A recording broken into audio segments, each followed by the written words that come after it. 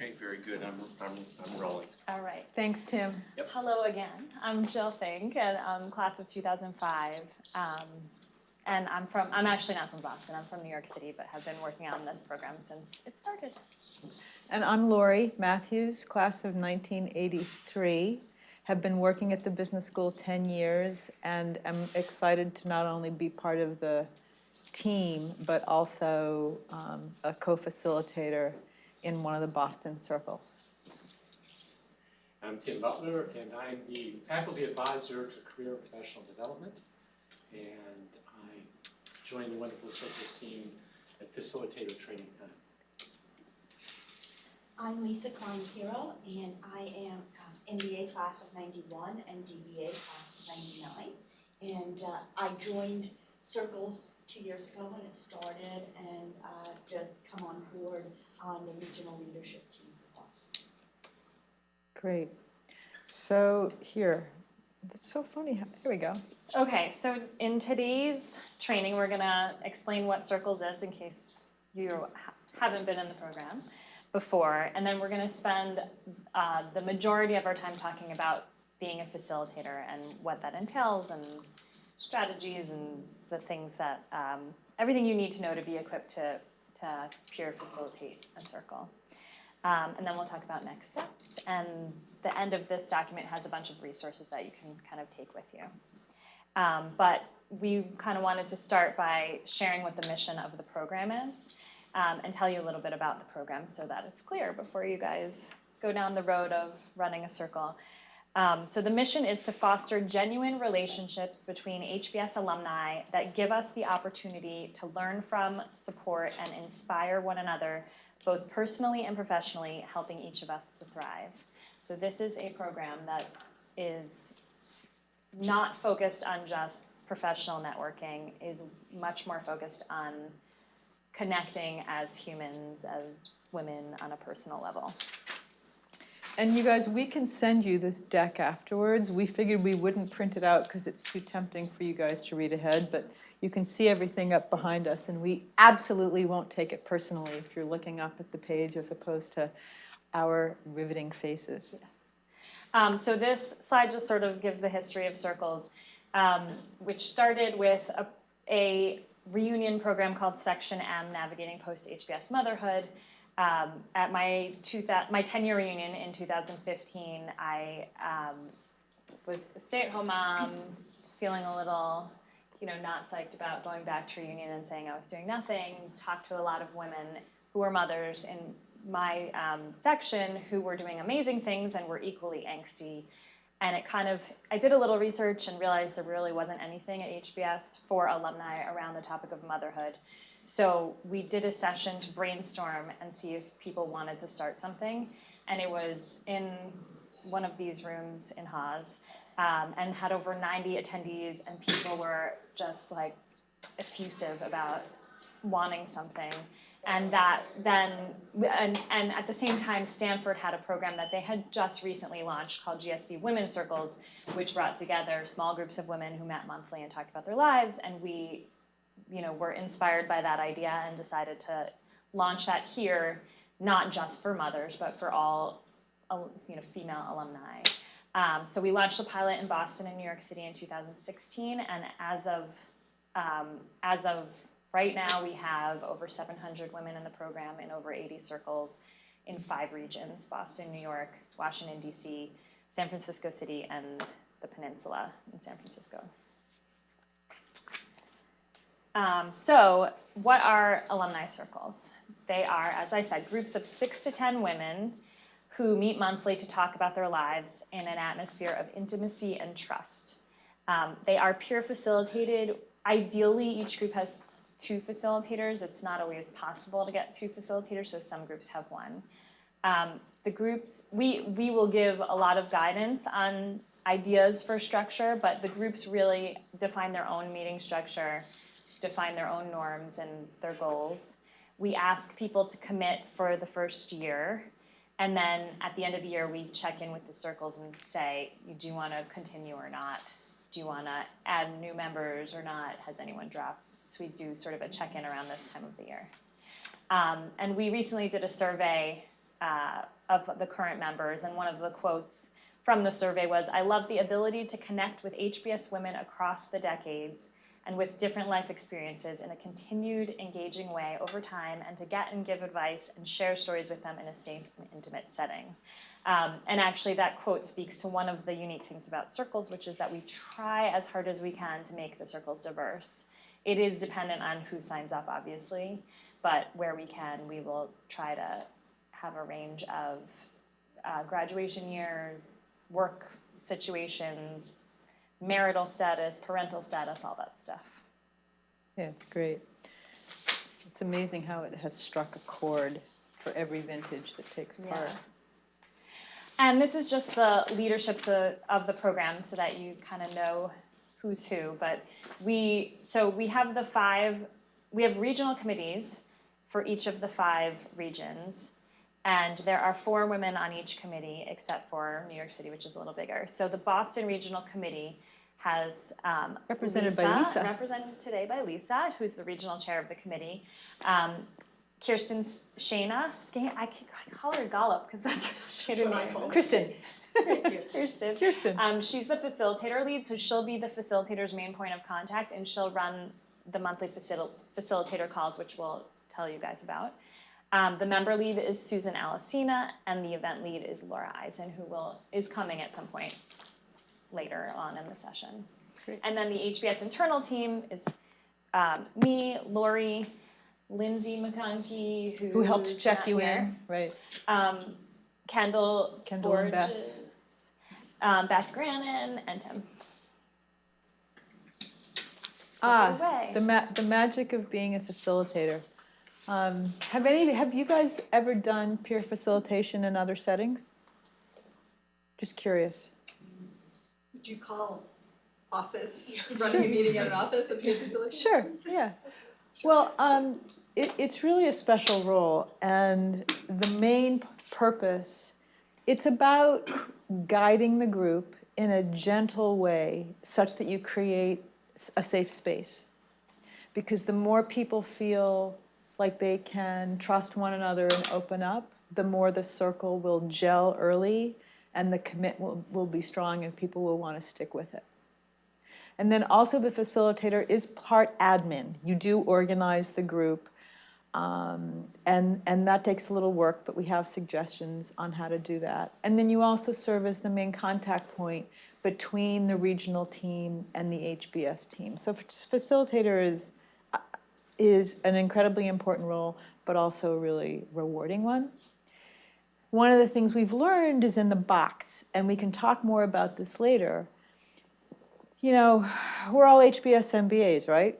General managers, we're leaders, we're strong, all that good stuff. But this venue, this event, this program, it's not about being the boss of the group. This gentleness, this notion of a velvet hand and receding when you can is really, really important. And the sooner the group not only likes the experience, but internalizes the fact that everyone in the group has a responsibility to make it a good experience, your role can almost recede. So it's not heavy lifting. It's important, but I would say, in all honesty, it's not heavy lifting. And you know, as Jill said, we've done it for 2 years now, and it's hard for 6 or 10 women to make a commitment to get together regularly on a monthly basis. Like, life enters in, work, kids, trips. So the number one thing is that if you can inspire intimacy and trust in that group, that's going to help people's commitment and desire to keep going. So hopefully throughout all of today, you'll appreciate what we're talking about with this concept of just establishing intimacy and trust with the group. Needless to say, how you model it as a facilitator, how warm you are, how welcoming you are, how much you make yourself vulnerable in the very first session when you invite people to talk about why they want to be a part of a group, the more you do it, the easier it is for others. So that's really important. The tone of emails is really important. And it may be obvious, but a really successful first meeting, first get together, I hate to call them meetings, the first gathering,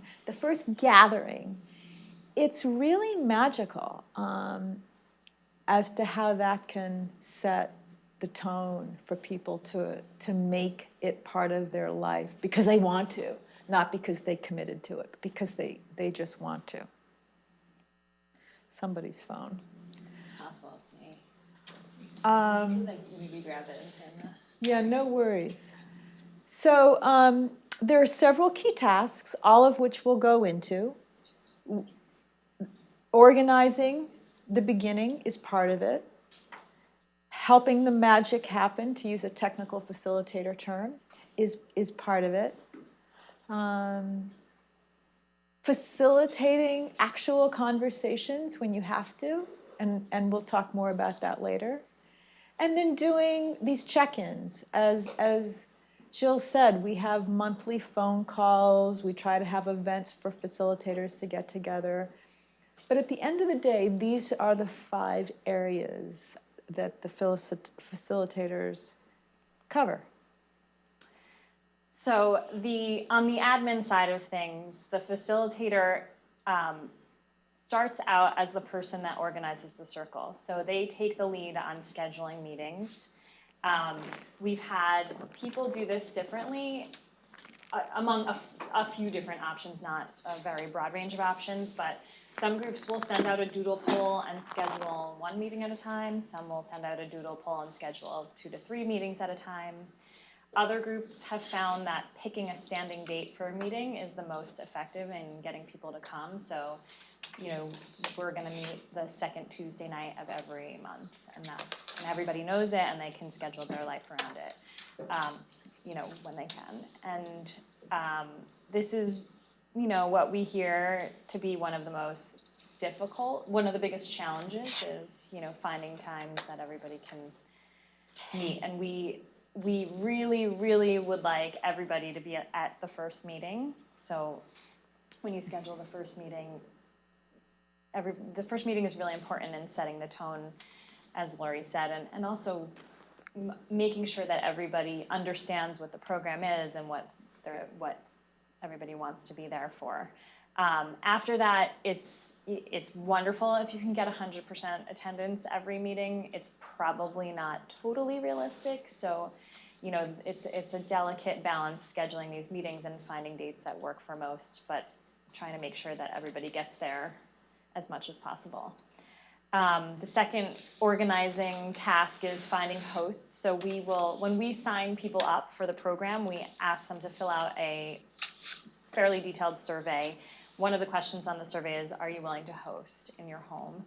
So we will give the facilitators the list of people who said they're willing to host, and then the facilitators can then reach out to that group of people and ask who's willing to host the first one, and then you can kind of come up with a plan from there, whether it's a rotation or a set schedule.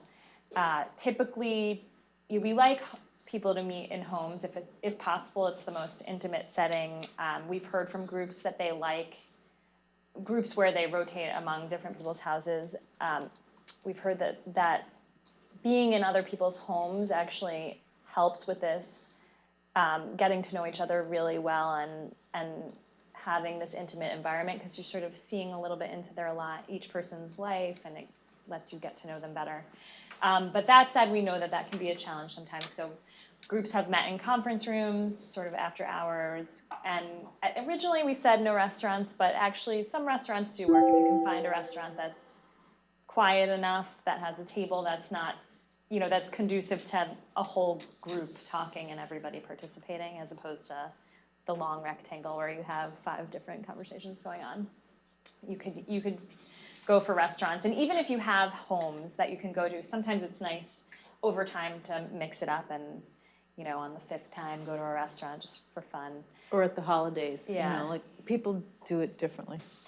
And then the third main organizing task is figuring out what the food situation is going to be. So this will depend on when your circle meets. A lot of circles that meet in the evenings have dinner together. They might order in and split it, or do potluck, or lots of options. And you can sort of figure that out among your circle, what you want to do with food. But one of the big points I want to make here about all this organization is that one thing we've heard from successful groups is that these tasks have not been the sole responsibility of the facilitator for the entire year. In the beginning, yes, because you're trained and you know what needs to be done, but the groups that are really successful start to think about these things as a team effort, and they will, they might rotate who sends out a doodle poll, or rotate who's gonna handle ordering the food. And the more it's a team effort, even little tasks like that get people to come to the meeting because they have a stake in Skin in the game. yeah, that particular meeting. So we encourage you to encourage your circle to look at these things as a team effort over time. You ready? Yeah. So you heard me use that technical term earlier about the magic at the first meeting. And one of the really wonderful things that Tim has articulated to help capture this is that it's not just what we do at the first meeting, but it's how we do it. It's like the tone of it. And this gets back to this thing of trying to create this special place where you can let down your guard and be open and be your really most real self. So one thing is explaining your role. And the 3 lines that are written there, I think you get the spirit of it. Like, see, you're saying, we've signed up to be the facilitators, but at the end of the day, as we gel as a group, our roles can move back, can recede. So that's really important. You'll talk about group norms, and we have suggestions on that.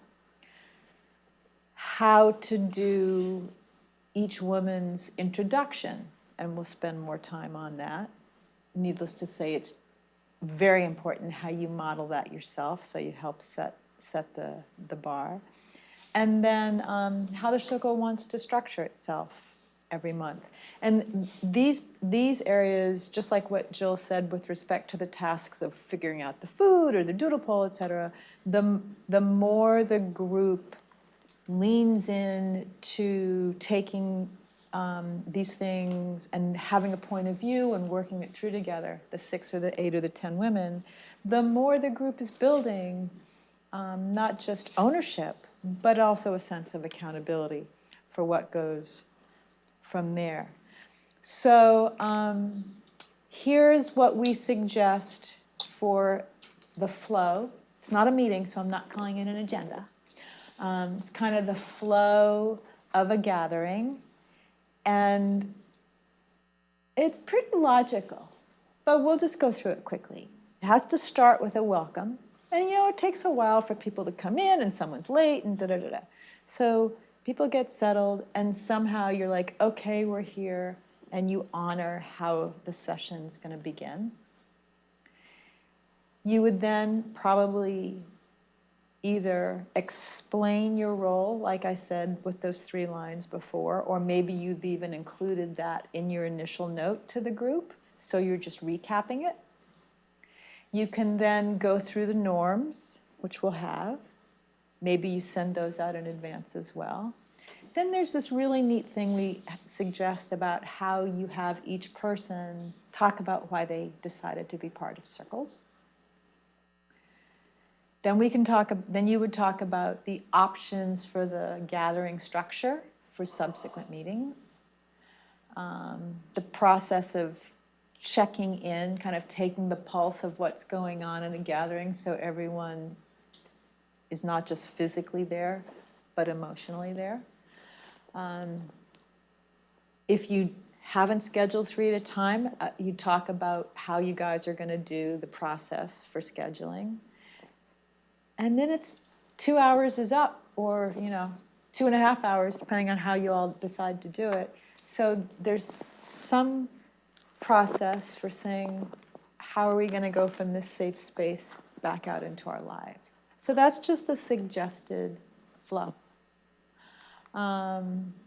Speaking of norms, So norms, I mean, you can't be an HBS program without talking about norms. And I say that in the best way. But they're actually really important for setting the tone of your circle, and I believe in determining somewhat the success of your circle. So we want to kind of reiterate here that when you think about norms with your circle, it is in the context of the fact that this is a unique program versus a lot of the other alumni programs out there, in that this is a place where members can be vulnerable and real and talk about, of course they'll talk about their careers, but they'll talk about a lot of other stuff as well, related to their personal lives. And so the norms that you come up with as a group should really support that, the kind of environment that enables people to feel comfortable sharing that stuff. So this is just a list of norms. It's not, you don't have to use them all. It's sort of some suggestions that you can pull from. And as Lori said, you might want to, in advance of the first meeting, send this out to the group and say, we're going to talk about norms. Here are some ideas just for you to noodle on before we get together. But commitment, I would say, is not a suggestion that has to be there. So, and this is one of the top problems, and it's related to, scheduling and commitment are really the two top issues in terms of groups falling apart. If people do not commit to coming to these meetings, then it's just not going to work. Even if if you have a group of 8 people and there are 5 people who are really committed and come every time, but a couple of people fall off, it sets a kind of negative tone when they don't show up for the people that are showing up. So it's really important to talk about commitment and to emphasize, if you're joining this, you're committing to coming to these meetings. And of course, life happens, so we don't expect that every single person is going to come to 12 meetings a year. We get it, but people really need to prioritize. And very successful groups have people that come, that don't come to every meeting, but it's not the same people who aren't coming every time. So, like, for example, my group had it's an 8-person group. We had a 3-person meeting, our last meeting, not our weekend, but, and, usually we have 6 or 7, but and that's fine, because we've all gotten to know each other over time, because everyone's been to most of the meetings. So we really emphasize commitment. Confidentiality also is a must, since people will be talking about sensitive topics. And then, some other ideas. You talk about genuine listening as an ally, not trying to jump in and problem solve if that's not what the person wants. Airtime can be a challenge. If there might be people that spend a little bit too much time talking, and so discussing this up front will help deal with situations like that later, because you can kind of refer back to what you set as the norm for airtime. No judgment. The quote, "Comparison is the death of happiness," is a nice one to bring up there. Diversity of perspectives, really, especially if we manage to create a fairly diverse group, it's one of the valuable things about circles, like getting perspectives from people that aren't like your everyday friends that you go to for advice. Presence, not looking at people's phones all the time. Honesty and honest feedback. As I said before, no advice giving unless asked. We'll talk about this a little bit more later. How to deal if somebody's disregarding the norms, particularly the commitment, the airtime, that stuff might come up. So talking up front about how you're going to deal with it, again, will make it less awkward to deal with later. And then we actually recently added this last bullet because a few groups told us they do this and that it's effective. Consider minimum number of meetings and attendees for Circle's long-term commitment and viability, which means so some groups say they're not gonna have a meeting unless they have a certain number of people. And I could go both ways on this. As I said, we had a great 3-person meeting in my group. We don't have that norm in our group, but this group said that it really gets people to come because they know, like, oh, if they cancel last minute because some other dinner came up that they would like to go to, it's on their shoulders. They know, like, oh, I'm gonna bring it down to below the threshold and make the meeting get canceled, which, so this group was saying it like ups the people's commitment. And the other suggestion here is a minimum number of meetings. There's a group that in the beginning they said, look, you can't miss more than 3 meetings a year, and that's it. If you miss more than 3 meetings, then we'll have a discussion about whether or not you can stay. You're off the island. Yes, and so when we started, we didn't want to be, this is a soft and fuzzy kind of program, so we didn't want to be that like strict. But we've heard that these are some norms that some groups are creating effectively, so we wanted to share them. It's up to your group if they want to use them or not. And I just want to build on what Jill's talking about. Most of the circles have no issues with attendance. Many of the circles, there are 7 women in mine, and only 1 person missed 1 time. Wow. And we don't try to schedule 3 at a time. We would every month set the next month's schedule, and we would work together before we left that night to make it work, or we would do a doodle poll. So I've been extraordinarily lucky on that front. But the thing that Jill's talking about is when, from the get-go, from the second meeting on, people are kind of like, meh, about whether they're going to come or not, because then it really, really corrodes the magic for other people. So it's not that there are rampant attendance issues, but when it happens that 2 or 3 people in a group are kind of chronic that's when it gets problematic. And that's why the way we've set it up front is if you can get really good stuff happening in the very first session, the group will hopefully organically realize, I want in. I'm going to do this come hell or high water. So that's the spirit of this. Does that make sense? So with that, this gets at, once you do the norms, instead of going around, hi, I'm Lori, I graduated in 1983, and I live in the South End, and I have 2 Portuguese water dogs. It's not that kind of introduction. It's not like, I am a blah, blah, blah, and this is what I do professionally. It's like, time out. What we're talking about here is going around the circle and inviting everyone to say something about themselves that's really going to cut through all that usual superficial professional stuff. Option 1, when you send the invitation out for the first gathering, you ask everyone to bring something really personal. A photo, an object, something that's going to help convey why they're looking forward to being in this group. So they have to kind of be thoughtful about it. And it's really interesting to see the people who pick something that's symbolic versus, oh, I just picked a picture of myself with, whatever. Another way is ask everyone to share something, go there. Something personal and important that they're feeling kind of vulnerable about, and that is going through their hearts and their minds when they think about why they're looking forward to this circle. In my circle, I brought a picture of my best friend who had just moved away. And I said, I'm not expecting you guys to be my best friend, but in fact, the timing of this is really special because women's relationships important, blah, blah, blah. And then someone else in the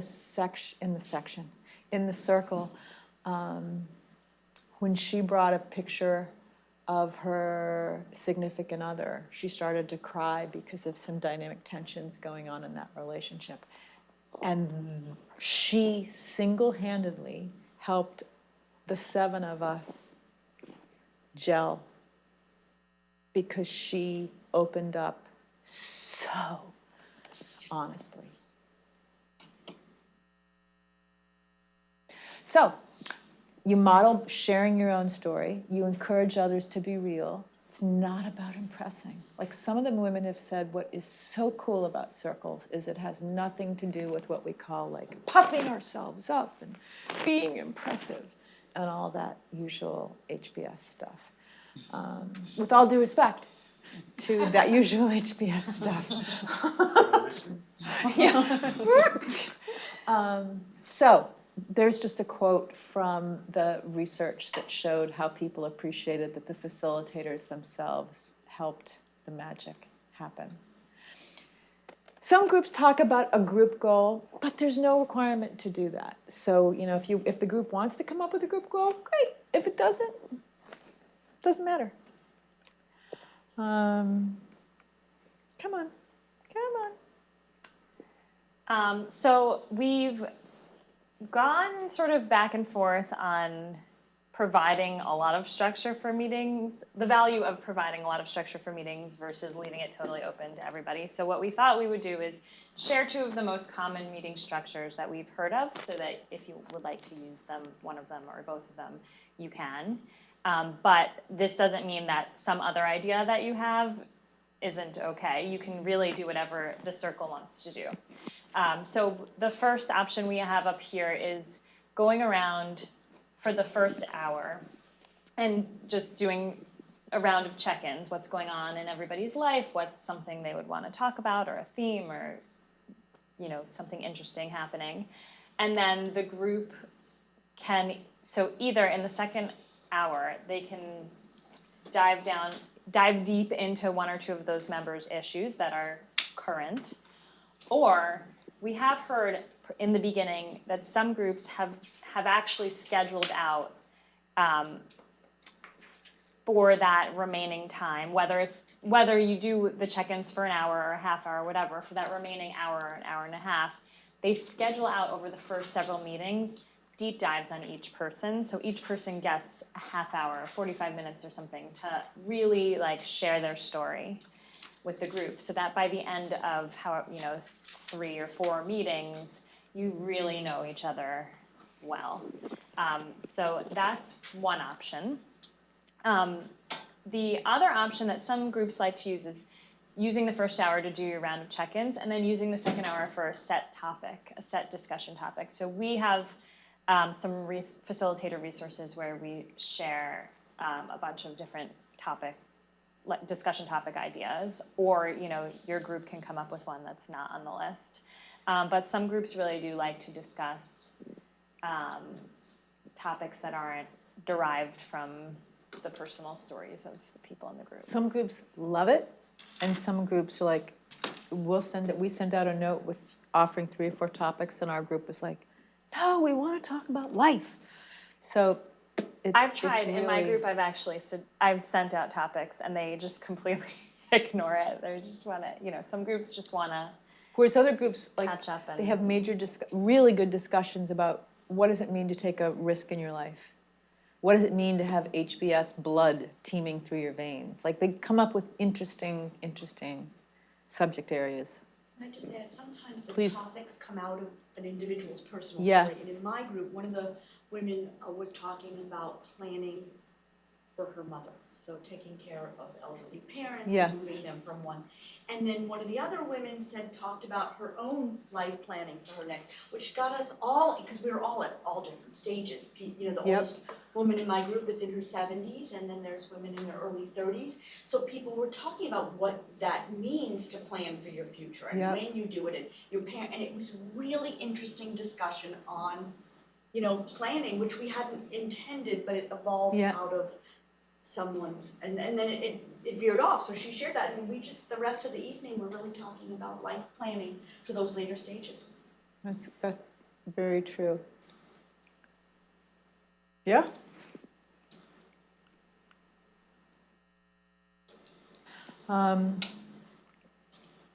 This notion of the intimacy and trust and how important it is, we gave you that suggested flow, and these are places where this theme can come through.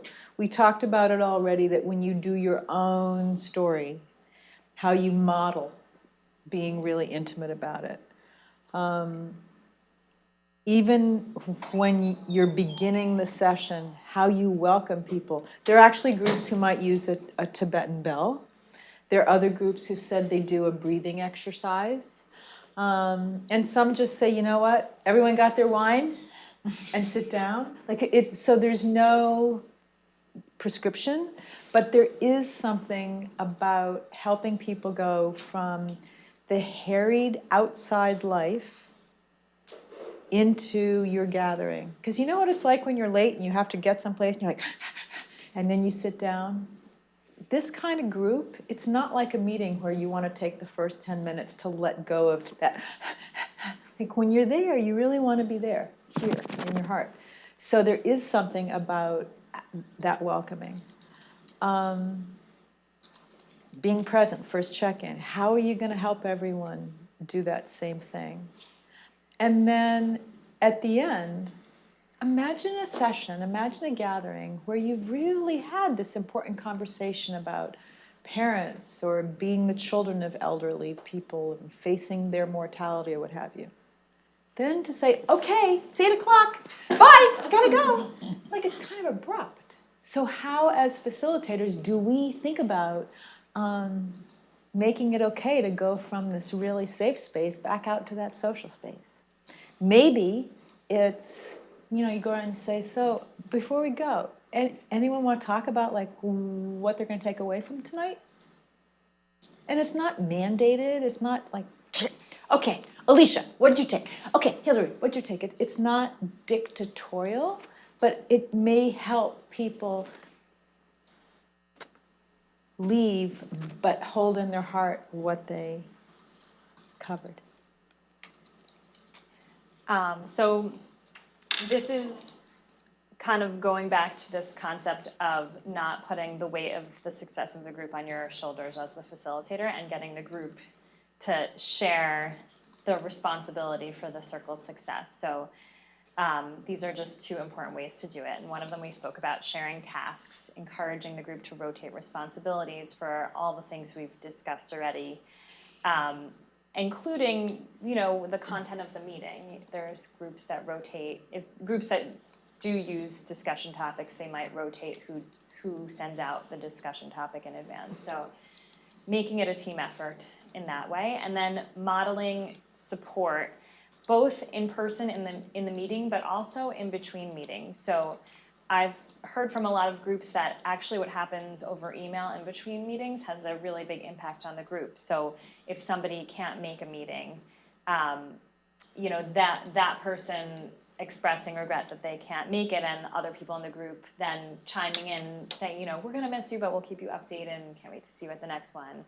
Or, if people miss a meeting, actually taking the time after the meeting to send them a little note, say, we missed you, this is kind of what we talked, you don't have to like summarize the discussion, but kind of keep them in the loop so that they don't feel disconnected, because that feeling of disconnection can cause them to not come to the next meeting as well. So really modeling engaged and supportive dynamic between people.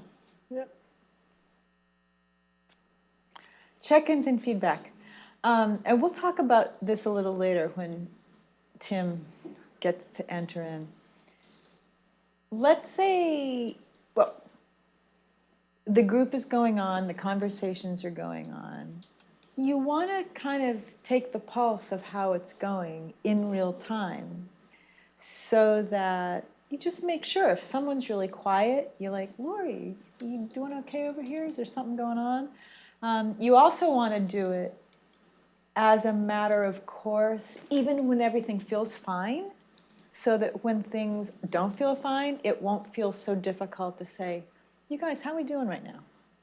So we do encourage kind of a process check, making that a standard thing you do. And one of the reasons to do it is, again, because you may be the facilitator, but it's not only on your shoulders how well that group goes. So if you say, you guys, how are we doing as a group? Any issues, any concerns, any feedback from me or us? Because we're all in this together.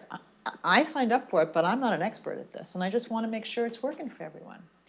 Give people permission. Like, what we don't want is for people to just sit on their hands, then not show up because something kind of didn't go right, or show up but not really be into it, or never come again and then send something in a survey that's like blah, blah, blah, blah, blah, blah, blah. So encouraging people to kind of talk about how it's going. It's, by the same token, it's fine if there's something that someone feels really personal about. It's fine to give Tim and my contact info, such that, some people, they're like, they just only want to talk to someone else, and that's okay. And the regional, like the facilitator, or the member, there's a member lead who is also a point of contact for Yeah. all the members. So if they don't feel comfortable sharing feedback with the facilitator, they'll share their information as well. And Yeah. they can loop Lori and Tim in. And Yeah. And then again, we do this survey to get everyone's feedback, not just about facilitators, but about the entire program, so that we can keep evolving it as we go.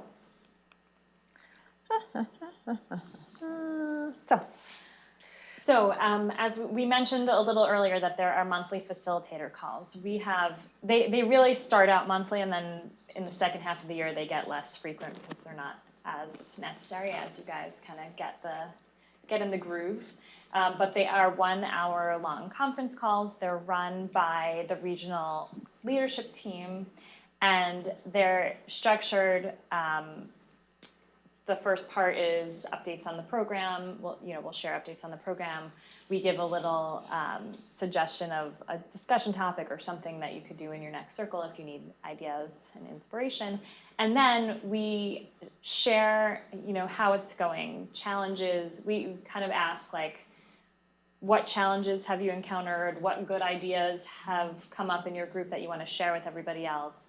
And the facilitators together, along with the regional team, kind of brainstorm and help come up with suggestions for the people that have expressed challenges in their groups, and kind of note good ideas. And then after the call, the notes go out to all the facilitators so that they can be clued in.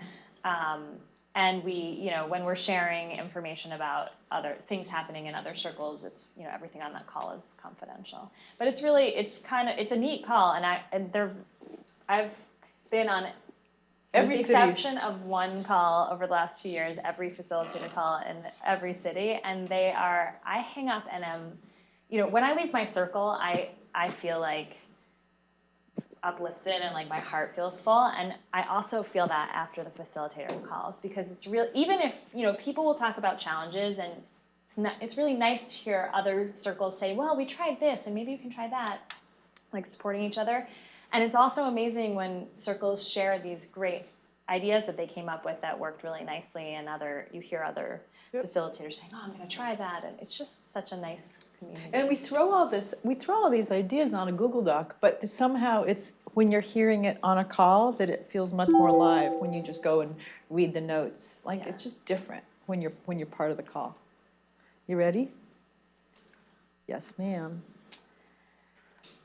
So connections and boundaries. So there are a number of ideas that have come up over the last 2 years about how to connect in between meetings, and different groups do different things. So, obviously there's email.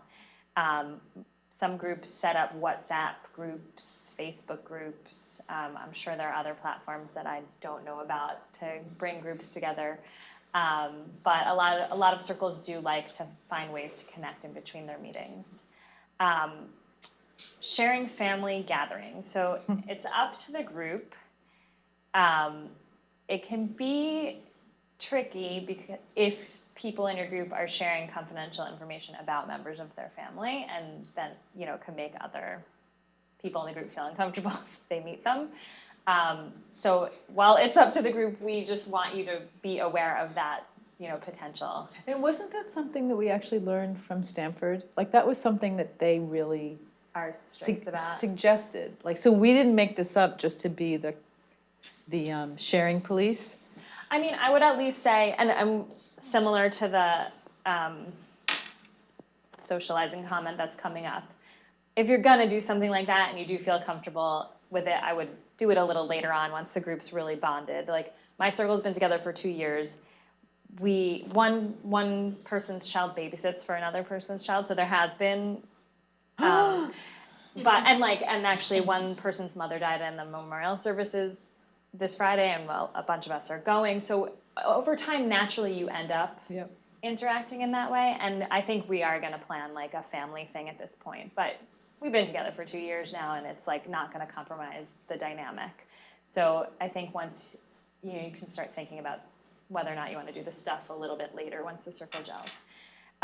Getting together with someone outside of circle time, if it's related to content, of course, if somebody needs, somebody has some skills on interviewing and the other person is going on an interview and they want help, that's totally fine. Or if they're gonna give you a contact name for an interview you're gonna do and you just wanna take stuff offline to find out more about that person. Yeah, all that stuff is fine. Again, same thought process.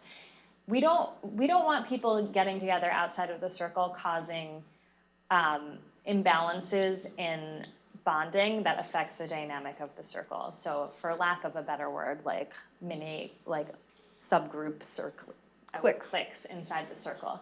So that's why we bring this topic up with some hesitation in it. But again, waiting until everybody's really bonded helps with that issue, because then at that point you're not really affecting the dynamic as much if two people want to get together. And then on the boundary side, please share with your group to respect professional boundaries, that circles is not a place for members to solicit business from their fellow circles members or send out marketing materials for their business or anything like that. Just We to get enough of that. preserve the intimacy and personal nature of the group. We get enough of that. Yeah. And so don't forget the importance of modeling as a facilitator, both vulnerability and openness, but also commitment. If you are not committed, if you're setting up meetings and then bailing at the last minute, nobody else is gonna feel like they need to be committed. So it's important to model that and send the message to the group that commitment is important. Please don't cancel meetings last minute. That really can degrade the momentum of a group a lot. And if you're scheduling a group and as you're scheduling it so happens that like the date that works for the most people doesn't work for you, just make sure that somebody else in the group can fill in with in the facilitator role, so prep them a little bit. That said, when I schedule my group's meeting, I never give dates that don't work for me. So, try not to, if you can avoid setting up dates that don't work for you, I would just try to avoid that. As we said before, if someone else can't make it, send them a note, make them still feel included. And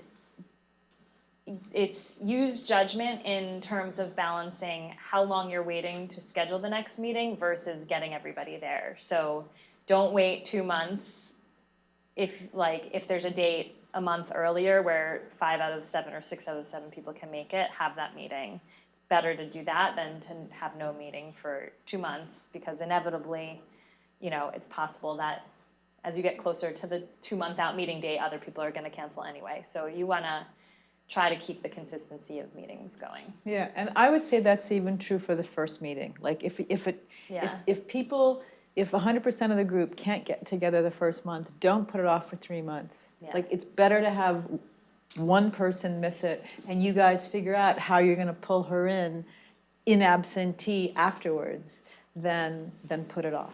Yeah, even if it's having a call with that person and sharing the norms that you guys discussed. That first meeting might require more than just a 2-line email to keep people in the loop. Yeah.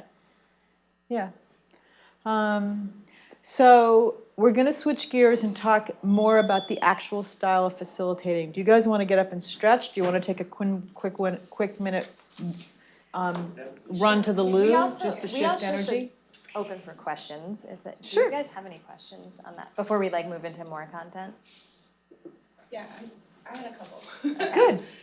So one of them was, you talked about when circles don't work out, it tends to be typically commitment. Are there any other reasons? Maybe the group just doesn't gel. So, in my opinion, I think any group can gel, having seen these circles and having seen how diverse some of the circles are, and looking at my own circle. Like, I just, you know, my circle is that we have a lot of similarities, but we're like all individual, very individual people, and who may not have crossed paths before, or if we have, may not have bonded instantly before, and we are so bonded. If you give the circle the chance to get to know each other and really share, No, go ahead, sorry. and really share their life and, you know, who they are, you know, I think you just gel from the fact that you're in this like really intimate environment together. So, I mean, I guess it's possible, but like, I really think From the it's more survey, commitment. it really says that scheduling and commitment issues are the biggest driver of when someone hasn't had a really, really positive circle experience. On the margins, there can be things about, well, you know, I don't really like the chatter. I don't like the conversation. It's too therapy. Whereas other people are like, I don't like the conversation because if people get too superficial. So those are kind of on the margins. The big issues are how well the group gels. And Do you also think, Lori, that it's hard to separate that out? yeah, Right, totally. because, you know, if I say I can't make it myself, you know, we all make choices for priorities, right? And you're gonna prioritize something that feels right and Right. important and valuable. So I don't know that it's easy to Yes, separate. It's sometimes when scheduling, but I don't know that you can really separate underlying that. If we had gelled better, would everybody have been able to Yeah. make it? You know, one of the things we learned is that for some people, they've said, and I think this is more the case for women who have been out a few years. If the group that they're in, if they're the only older woman, then they sometimes have a harder time feeling like the group is fitting them. So I think we're trying to be really careful, depending on who signs up, to make sure that they're not the only old girl in the circle. And as one of the old girls, I can say that. So it's that kind of thing. But generally, it's more this very symbiotic tension between commitment and scheduling. And I think that to that point of like maybe they never gelled and so the commitment isn't there because they don't want to be there, not to put like so much weight on the shoulders of the first meeting and the facilitator running it, but it does, you know, if a facilitator goes in and like sets a weird tone in the first meeting, then yeah, like commitment might not be there. So that's why we spend so much time here on And we'll both get the what we'll and get the to how this of the more. first meeting. We'll Yeah, get I to mean, this are more. there early signs that as a facilitator you should watch out for? And we'll- then, we'll- That's really the next This is the section. next section, C. Any other specific questions about what we've already covered, or do you want to do a quick break? Because there should be time at the end if we keep going. Okay, so let's just take 2 minutes and come back.